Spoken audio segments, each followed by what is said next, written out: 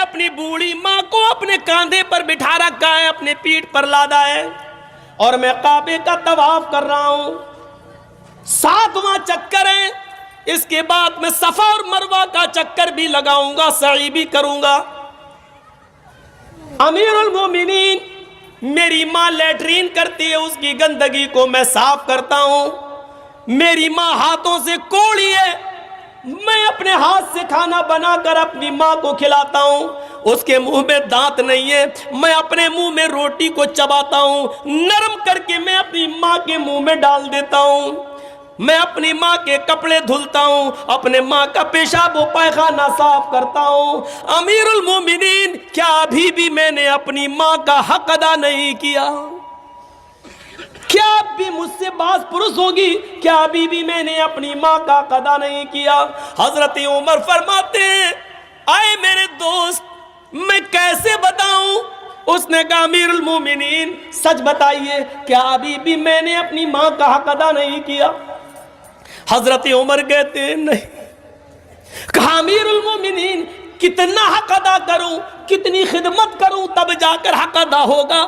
تو حضرت عمر کہتے ہیں، مجھے یہ نہیں معلوم کہ کتنی خدمت کرو تب حق ادا ہوگا، لیکن تیرے سوال کا جواب اتنا میں ضرور دے دیتا ہوں کہ تو نے طواف کرایا، تو نے اپنی پیٹھ پر لادا، تو نے صفا اور مروہ کے چکر لگائے، کھانا تو کھلاتا ہے، پکاتا تو ہے، کپڑے تو صاف کرتا ہے، پیشاب و پائخانہ تو صاف کرتا ہے، ان سب کے کرنے کے باوجود تو پوچھتا ہے کہ میں نے اپنی ماں کا حق ادا کیا یا نہیں؟ تو سن، ابھی تو نے اپنی ماں کی اس آہ کا بھی حق ادا نہیں کیا۔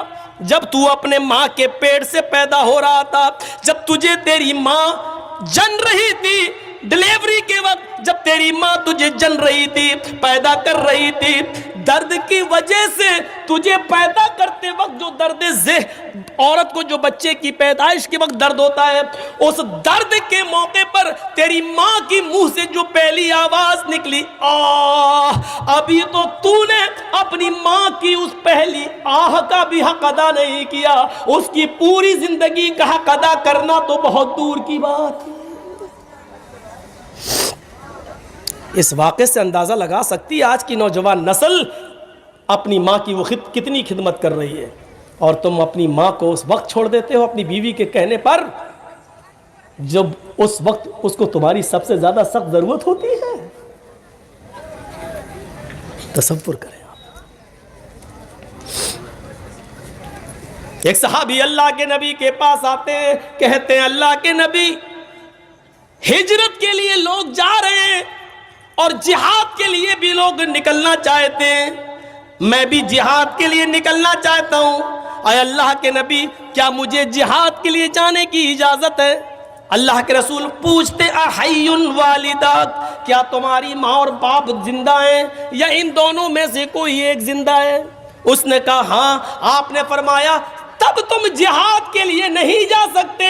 جہاد سب سے بڑا اسلامی رکن، جہاد اسلام کا ایک شعار، جہاد اسلام کا ایک اہم فریضہ، جہاد اسلام کا ایک بڑا رکن میرے بھائیوں، لیکن اتنا بڑا رکن کہ اللہ کے نبی نے فرمایا کہ جو میدان جنگ میں قتل کر دیا جائے، کافر کے ہاتھ مارا جائے، اس کے خون کا پہلا قطرہ گرتے ہی اللہ اس کے سارے گناہ معاف کر دیتا ہے، اور شہید کو جب قیامت کے دن میدان محشر میں اٹھایا جائے گا، اس کے جسم سے خون ٹپک رہا ہوگا، اللہ دیکھ کر کہے گا، آئے فرشتوں، میں اپنے بندے کا کیا حساب و کتاب لوں؟ یہ تو میری راہ میں اپنی زندگی لٹا کر چلا آیا، جاؤ، میں نے اس کو بغیر حساب و کتاب کی جنت میں داخل کر دیا۔ یہ اتنا بڑا مقام رکھنے والا یہ جہاد کا حق، لیکن اللہ کے نبی پوچھ رہے ہیں کہ تمہارے ماں باپ زندہ ہیں؟ اس نے کہا ہاں۔ آپ نے فرمایا تب نہیں جا سکتے، پہلے اپنے ماں اور باپ کی خدمت کرو یا ان سے اجازت لو، پھر تم جا سکتے ہو۔ غور کریے ماں باپ کا مقام و مرتبہ۔ ایک دور تھا برامکہ کے اولو العزم نوجوان پورے بغداد پر چھائے ہوئے تھے۔ ذرا اس واقعے کو سنیے، آپ کے رونگٹے کھڑے ہو جائیں گے۔ برامکہ کے اولو العزم پورے بغداد پر مسلط تھے، ان کی قوت و طاقت نے لوہا منوا لیا تھا، ان کی حکومت کے چرچے چار دانگ عالم میں پھیلے ہوئے تھے، لوگ ان کی طاقت کے چرچے کرتے تھے۔ اچانک برام کا کہ ان اولو العزم لوگوں کے اوپر خلیفہ ہارون رشید کا عتاب نازل ہوتا ہے، خلیفہ ہارون رشید کا عتاب نازل ہوتا ہے، اور برام کا کہ یہ نوجوان گرفتار کر لیے جاتے ہیں اور جیل کے اندر ڈال دیے جاتے ہیں۔ ہلو میرے پیارے بچوں، کیا آپ بھی یوٹیوب پر یہ ڈھونڈ رہے ہیں کہ ہم کہاں سے پڑھیں؟ تو آپ کو پریشان ہونے کی ضرورت نہیں ہے۔ کل ایپلیکیشن ایک ماتر ایسا پلیٹ فارم ہے جہاں پہ آپ کو سب سے سٹیک اور سب سے ویوستھت طریقے سے پڑھایا جاتا ہے۔ یہاں پہ آپ کو ڈیلی لائیو کلاسز کے ساتھ ہی ساتھ ہر برام کا کہ جن نوجوانوں کو گرفتار کیا گیا، ان نوجوانوں میں فضل ابن یحییٰ اور یحییٰ برمکی، فضل ابن یحییٰ یعنی فضل اور ان کے باپ یحییٰ، یہ دونوں بھی گرفتار کر لیے گئے۔ فضل اور ان کے باپ یحییٰ یہ دونوں گرفتار کر لیے گئے اور یہ دونوں میرے بھائیوں جیل کے اندر ڈال دیے گئے۔ فضل کو اپنی گرفتاری کا کوئی وہ نہیں تھا، ملال میں ہو گیا، لیکن میرے بوڑھے ماں باپ کو بھی ڈال دیا گیا جیل کے اندر۔ یحییٰ بہت پکے نمازی تھے، تہجد گزار تھے، نیک تھے۔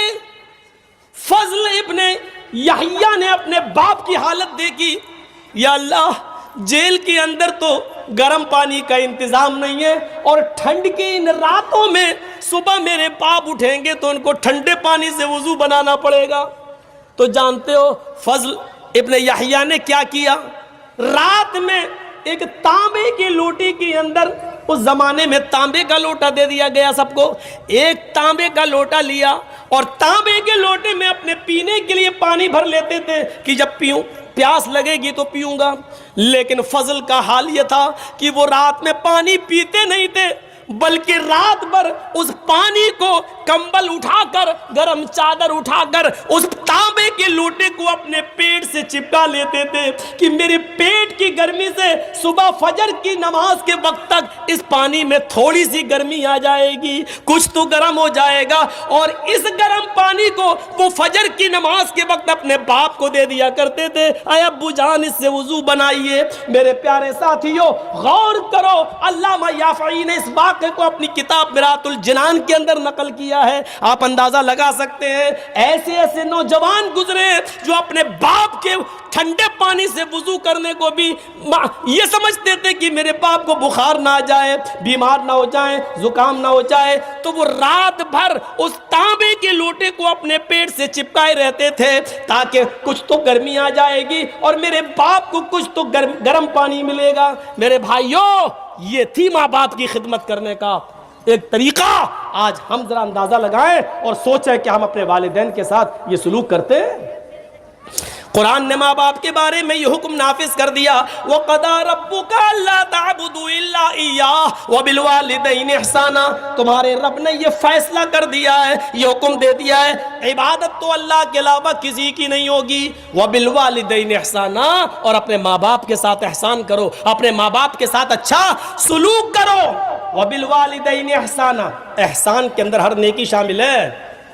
اپنے ماں باپ کے ساتھ احسان کرو۔ احسان کس کو کہتے ہیں؟ ہر نیکی۔ باپ کمزور ہیں، کرسی پر بیٹھے رہتے ہیں، بیٹا مجھے تھوڑا سا باہر بٹھا دے، میں تھوڑا سا سڑک پر بیٹھنا چاہتا ہوں دھوپ میں۔ احسان میں یہ نیکی شامل ہے کہ بیٹا آئے اپنے باپ کو سہارا دے اور باہر کرسی لگا دے اور اپنے باپ کو کرسی پر بٹھا کر دھوپ میں بٹھا دے۔ باپ کے ہاتھ پیر نہیں چل رہے تو باپ کو نہلا دے، ان کے جسم پر صابن لگا دے۔ باپ کی طبیعت بہت زیادہ خراب ہے، ان کے پاس اتنی دولت نہیں کہ وہ اپنا علاج کرا سکیں، لیکن بیٹے کے پاس دولت ہے۔ بیٹے احسان میں یہ نیکی بھی شامل ہے کہ بیٹا اپنے پاس سے اپنے باپ کا مکمل علاج کرا دے۔ احسان میں ہر نیکی شامل ہے۔ وَبِالْوَالِدَيْنِ إِحْسَانًا، عبادت تو اللہ کی ہوگی، اور اپنے ماں باپ کے ساتھ احسان کرو۔ اِمَّا يَبْلُغَنَّ عِنْدَكَ الْكِبَرَ أَحَدُهُمَا أَوْ كِلَاهُمَا، ان دونوں میں سے کوئی ایک یا وہ دونوں تمہاری زندگی میں بڑھاپے کو پہنچ جائیں۔